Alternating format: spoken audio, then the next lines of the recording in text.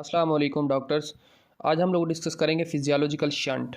Shunt का मतलब ये होता है कि हमारा ऑक्सीजनेटेड ब्लड और डीऑक्सीजनेटेड ब्लड जब कंबाइन हो जाता है तो इसको बोलते हैं शंट। ठीक है, यानी mixing of the blood of oxygenated blood and deoxygenated blood is called shunt. ठीक है, ये डिफरेंट प्रोसेस की वजह से हो सकता है। शंट जो है मोस्टली जो है पैथोलॉजिकल शंट्स होते हैं कि पैथोलॉजी होती है जिसकी वजह से हमारा ऑक्सीजनेटेड और डीऑक्सीजनेटेड ब्लड जो है वो मिक्स हो जाता है।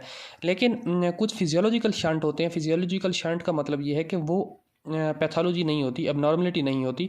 नॉर्मली बॉडी में ऐसे शंट होते हैं जहाँ पे हमारी कार्बन डाइऑक्साइड और ऑक्सीजन जो है कार्बन डाइऑक्साइड डीऑक्सीजनेटेड और ऑक्सीजनेटेड ब्लड जो है वो मिक्स हो जाता है। ठीक है, तो ये हमारे पास मेनली फ्यू टाइप्स होती हैं इसकी। फर्स्ट ऑफ ऑल ये देखते हैं कि हमारे पास जो लंग्स से ब्लड होकर वापस पल्मोनरी वेन के थ्रू हमारे लेफ़्ट एट्रियम में आता है। ठीक है, ये लेफ़्ट एट्रियम और ये लेफ़्ट वेंट्रिकल। ठीक है, लेफ़्ट वेंट्रिकल में जो या लेफ़्ट एट्रियम में जो ब्लड आता है वो नॉर्मली जो है सैचुरेशन जो उसकी होती है वो 100 होनी चाहिए। ठीक है, क्योंकि 100% वो सैचुरेटेड होना चाहिए विद ऑक्सीजन, या हम ये कह सकते हैं कि जो हीमोग्लोबिन है वो 100% लोडेड होनी चाहिए विद ऑक्सीजन। ठीक है, लेकिन क्या होता है कि हमारे पास यहाँ से अयोर्टा से एक ब्रांच निकलती है जो जाकर हमारी सप्लाई करती है ब्लड जो कि लंग्स के टिश्यूज़ होते हैं उनको। लंग्स में दो किस्म की ब्लड सर्कुलेशन होती है, एक होती है पल्मोनरी सर्कुलेशन, एक होती है ब्रोंकियल सर्कुलेशन। ठीक है, जो पल्मोनरी सर्कुलेशन है वो उसमें डीऑक्सीजनेटेड ब्लड जाता है, वहाँ से ऑक्सीजन हासिल करता है और फिर वापस हमारे पास पल्मोनरी वेन के थ्रू हमारे पास लेफ़्ट एट्रियम में आ जाता है, फिर लेफ़्ट वेंट्रिकल में आ जाता है। ये है हमारे पास पल्मोनरी सर्कुलेशन। एक सर्कुलेशन होती है ब्रोंकियल सर्कुलेशन। ब्रोंकियल सर्कुलेशन का मतलब ये होता है कि इसमें हमारे पास ऑक्सीजनेटेड ब्लड जाता है जो कि अयोर्टा के थ्रू एक ब्रांच के थ्रू इंटर होता है लंग्स में, लंग्स के कुछ टिश्यूज़ को सप्लाई करता है और वहाँ से उसकी जो ब्रोंकियल आर्टरी के थ्रू जाता है और ब्रोंकियल वेन जो है वो अटैच हो जाती है हमारी पल्मोनरी वेन के साथ। ठीक है, तो इससे अगर पल्मोनरी वेन में यहाँ से ऑक्सीजन लंग्स से जब ब्लड निकल रहा है तो ये 100% सैचुरेटेड है।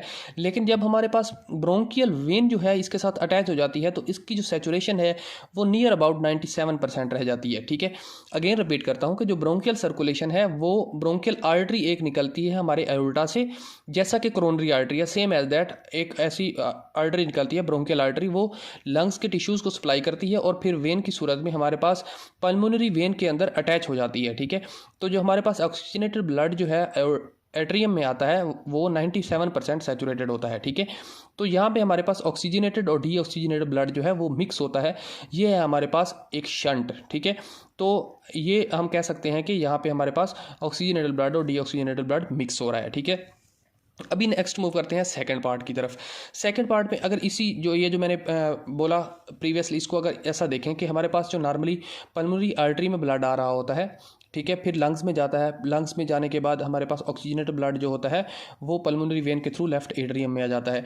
तो अयोर्टा से एक ब्रांच निकलती है जिसको बोलते हैं bronchial artery. Bronchial artery lungs को सप्लाई करती है, लंग्स को सप्लाई करने के बाद ब्रोंकियल वेन के थ्रू हमारे पल्मोनरी वेन में अटैच हो जाती है। तो यहाँ पे हमारे पास ऑक्सीजनेटेड ब्लड, क्योंकि पल्मोनरी वेन जो है इसमें ऑक्सीजनेटेड ब्लड होता है और ब्रोंकियल वेन जो है उसमें डीऑक्सीजनेटेड ब्लड होता है, तो ये जहाँ पे मिक्स होती हैं तो वो इस तरह हमारे पास ये एक शंट क्रिएट होता है। ठीक है, देन हमारे पास नेक्स्ट है कि अयोर्टा से कुछ ब्रांचेज निकलती हैं जो कि हमारी कोरोनरी आर्टरीज हैं। कोरोनरी आर्टरीज वो आर्टरीज होती हैं जो हमारे हार्ट के मसल्स को ब्लड सप्लाई करती हैं। ठीक है, हार्ट के अंदर तो ब्लड होता ही होता है, लेकिन कुछ ऐसी आर्टरीज होती हैं जिनको कोरोनरी आर्टरी कहते हैं, वो हमारे हार्ट के मसल्स को ब्लड सप्लाई करते हैं। ठीक है, तो कोरोनरी आर्टरीज जो हैं वो आगे कोरोनरी वेन में यानी कन्वर्ट होती हैं जब ऑक्सीजन सप्लाई कर लेती हैं हार्ट के मसल्स को। तो इन जो वेन होती है उसको बोलते हैं टिबिशियन वेन। ठीक है, ये वेन जो है ये हमारे लेफ्ट एट्रियम के अंदर इंटर हो जाती है। लाइक एज हमारे पास यहाँ पे ऊपर अगर कोरोनरी आर्टरीज हैं तो वो उसका जो कोरोनरी आर्टरी है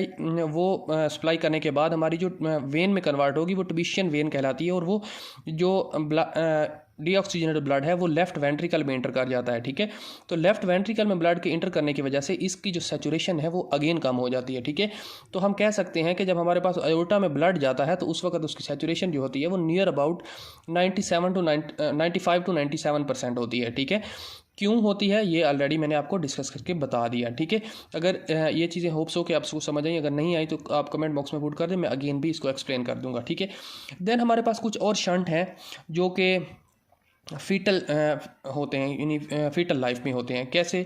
हमारे पास जो नॉर्मली हार्ट होता है, इसके जो एट्रियम मैंने दो बनाए हैं, ये लेफ़्ट एट्रियम और ये left ventricle, sorry right atrium, ये लेफ़्ट वेंट्रिकल और ये राइट वेंट्रिकल। ठीक है, ये जो 4 चैम्बर्स होते हैं हार्ट के, यहाँ पे जो मैंने दिखाया कि लेफ़्ट एट्रियम और लेफ़्ट वेंट्रिकल जो है ये बिल्कुल पास होते हैं एक दूसरे के। यहाँ पे दूर दिखाने का मकसद ये था क्योंकि यहाँ पे मैंने आर्टरीज़ को गुजारना था सेंटर से। ठीक है, क्योंकि आयोटा को गुजारना है, पल्मोनरी आर्टरी को गुजारना है, तो इस वजह से इनको मैंने थोड़ा स्पेस पे बनाया, लेकिन ओरिजिनली ये बिल्कुल साथ होते हैं।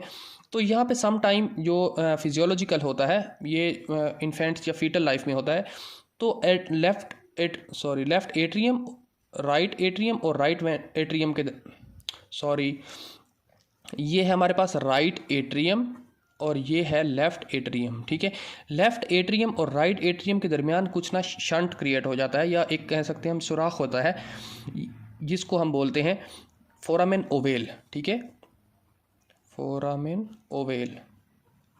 ठीक है, ये फोरामेन ओवेल जो है, यहाँ पे हमारे पास ऑक्सीजनेटेड ब्लड और डीऑक्सीजनेटेड ब्लड जो है वो मिक्स हो जाता है। ठीक है, तो ये भी एक फिजियोलॉजिकल शंट है। ठीक है, इसके अलावा हमारे पास एक और शंट होता है जिसको बोलते हैं डक्टस आर्टरियोसिस। डक्टस आर्टरियोसिस का मतलब ये होता है कि हमारा जो अयोर्टा है और ये जो पल्मोनरी आर्टरी जा रही है, जिसके अंदर डीऑक्सीजनेटेड ब्लड है और हमारे अयोर्टा में ऑक्सीजनेटेड ब्लड है, तो सम टाइम जो है यहाँ से हमारे पास एक शंट क्रिएट होता है जो कि फीटल लाइफ में होता है। यहाँ पे ये डीऑक्सीजनेटेड ब्लड यहाँ पे अयोर्टा के ब्लड के साथ मिक्स हो जाता है, तो इस शंट की वजह से हमारे जो ऑक्सीजनेटेड ब्लड है और डीऑक्सीजनेटेड ब्लड है वो मिक्स हो जाता है। किसके थ्रू? डक्टस आर्टरियोसिस के थ्रू।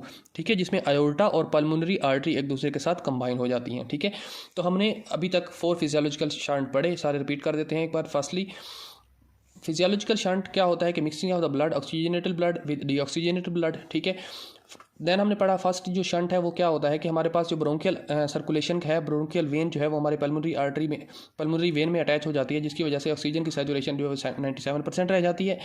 देन हम लोगों ने डिस्कस किया कि जो कोरोनरी आर्टरी सप्लाई करती है हार्ट के मसल्स को, उसके बाद डिवीजन वेन में कन्वर्ट होती है और वो वेन जो हमारे लेफ्ट वेंट्रिकल के अंदर अटैच हो जाती है। लेफ्ट वेंट्रिकल में अटैच होने की वजह से जो हमारी ऑक्सीजन सैचुरेशन है वो ऑक्सीजनेटेड ब्लड में वो 95% रह जाती है।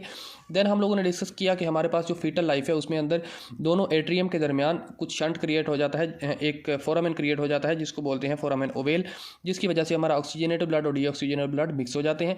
देन हम लोगों ने लास्ट पार्ट में डिस्कस किया कि हमारे पास अयोर्टा जो है और पल्मोनरी आर्टरी जो है, इसके अंदर एक डक्टस आर्टरियोलिसिस क्रिएट होता है, जिसकी वजह से हमारा ऑक्सीजनेटेड ब्लड और डीऑक्सीजनेटेड ब्लड मिक्स हो जाता है। ठीक है, ये था आज का हमारे फिजियोलॉजिकल शंट टॉपिक। अगर इसमें आपका कोई भी क्वेश्चन है आप कमेंट बॉक्स में पुट करें, मैं आपको आंसर कर दूंगा या अगेन एक वीडियो क्रिएट करके आपको एक्सप्लेन कर दूंगा। थैंक यू डॉक्टर्स, अल्लाह हाफिज़।